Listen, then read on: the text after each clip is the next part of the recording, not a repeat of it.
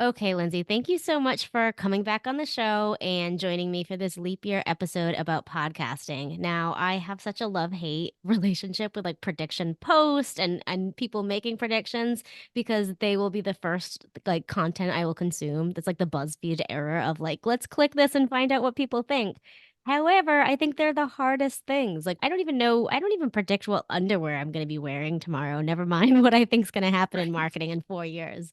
So my apologies for asking you this question, but thank you for joining me. You So, don't have to answer it, so that's why it's fun yeah, to I ask. mean, like, you're here on this podcast, and I'm really requiring you do this thing. So sorry. Seeing that we're in a leap year and it's, something that only happens every 4 years, what is your predictions for the podcasting industry over the next 4 years? Yeah, I think, to build on, I think what has been a trend that is happening right now, it always feels like trends are super current, but relatively over the last few years, I think as podcasting has gotten pretty niche, right? And so people are willing to put a podcast out there that maybe only has a pretty small targeted audience. So I want to pour fire on that and say that that is true. And I think that of all the outlets that people have, like video and then, you know, different various forms of social media and email and blogging, I think podcasting, it's like surprising that there's not as many active podcasts as there could be. And so what I'm hoping happens in the next 4 years is like people start to realize that connecting even with 20 or 30 people is completely worth it because those 20 or 30 people are into what you're doing because Yeah. they're listening, right? And to recognize that the output for having a podcast is so much easier, I think, than getting ready, getting on video, being filmed, and all of that. And so, you know, looking at that, I think it's going to be more, hopefully more podcasts. I would love them to be more like double or triple the amount that we currently have. And I'm saying active podcasts, not podcasts that get launched every year, but getting rid of that concept of like, shows die after 7 days or 7 episodes, whatever that adage is. And so obviously as, the CEO of a private podcast hosting company, we think private podcasts could also be counted in that realm, and the idea that you're launching a podcast in a way that may not be completely public and trying to get as many listeners as possible, but you're really actually trying to focus on that intimacy and connection through your voice. And I think that that is only going to get stronger over the next 4 years. Yeah, I mean, obviously wasn't planning on answering this at all because I didn't know what you'd say, but I actually agree with both of those perfectly.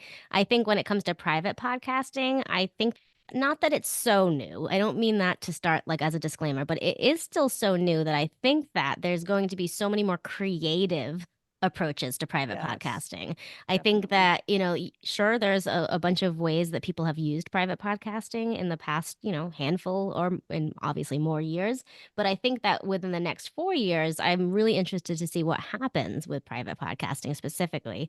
And then as for the niche shows, I think that's a perfect answer because, I remember reading some stat, and of course I don't, my ADHD brain doesn't have it handy, but they had kind of reviewed what the expectation was for the podcasting industry pre-pandemic. Like, not that it was like leveling out, but the growth was a slight bit slower, I think, in maybe I'm making this up now, but maybe 2018, 2019, and then how vastly it grew through the pandemic that it was kind of like surprising to the industry to be like, actually people being at home, we weren't really sure this would work, but it did, it grew.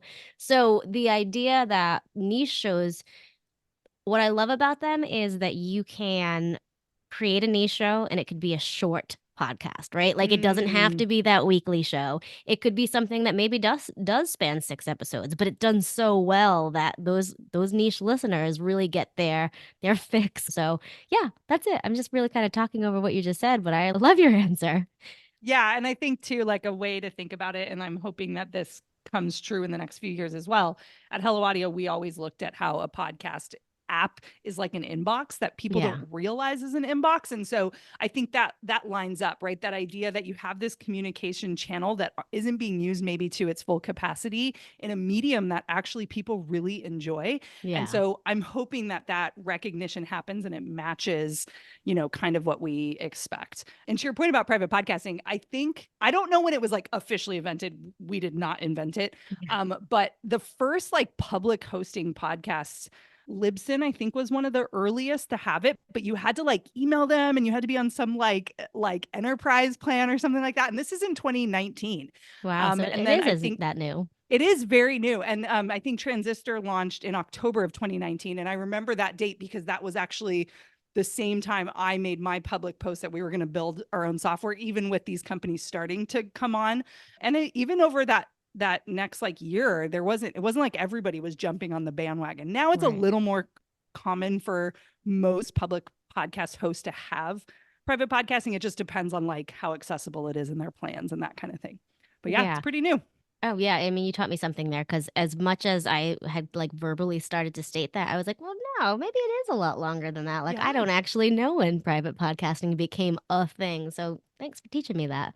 All Yeah. right. So, looking ahead one more time for the next 4 years, what is something that you and your business is hoping for or will be working on that you'd like to Mm. see come to fruition in 4 years? I'll answer both of those. So what we're Fun. hoping for is kind of like obviously that inbox podcast apps recognized as an inbox. But I think more relatedly to like the beginning of Hello Audio is that in courses, having a private podcast feed is just expected. And if someone doesn't have that, it's like, what? That accessibility not being there. And so we're not quite there. We definitely have a ways to go. But the more people write it and tell me as a user of Hello Audio, that they sign up for this product and it doesn't have it and it's so frustrating. So I'm really hoping that people recognize how valuable it is to have content in audio form, even if the video is like super important. Having both is really important. And then like for us as a business, Hello Audio, I think I'm starting to feel this like trend and feeling towards a little more long form content. And I think people are really starting to double down on emails. You're seeing the rise of newsletters.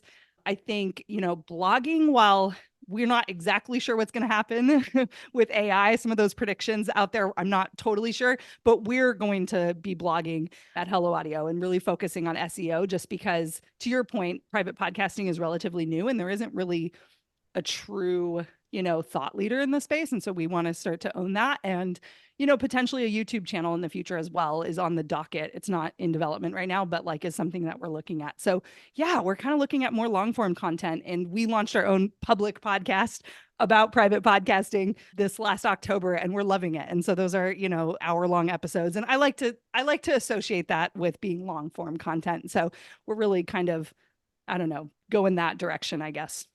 Yeah, I love that. And my biggest hard eyes for everything in the marketing world has always been long form, like written content specifically. So I love to hear that you say that you're going to take ownership of that blogging space because you're right. There's very little written about private podcasts. There's some companies that are doing a great job currently starting to write about podcasting. But as someone who's well versed in SEO, like I'm always looking at long form keywords and I'm like, what? Why is no one writing about this? What a missed Well, if you opportunity. have any So, hits on that, let us yeah. know. Oh, yeah. Yeah, we'll talk after this. Yes, cool. And I'm going to be really excited to read those things. So thank you so much for joining us, everyone. Go listen to Hello Audio's new show. Still pretty new. So yeah, we're only a Yeah, couple yeah, yeah, months in. definitely. Listen to the show and take notes, and join Hello Audio and get your private podcast. So in 4 years from now, you can check in with both of us Yes, and you be could be like, like, I was "You were early, the and then impetus of yeah. this major life transformation." Thank you, Lindsay and Aaron.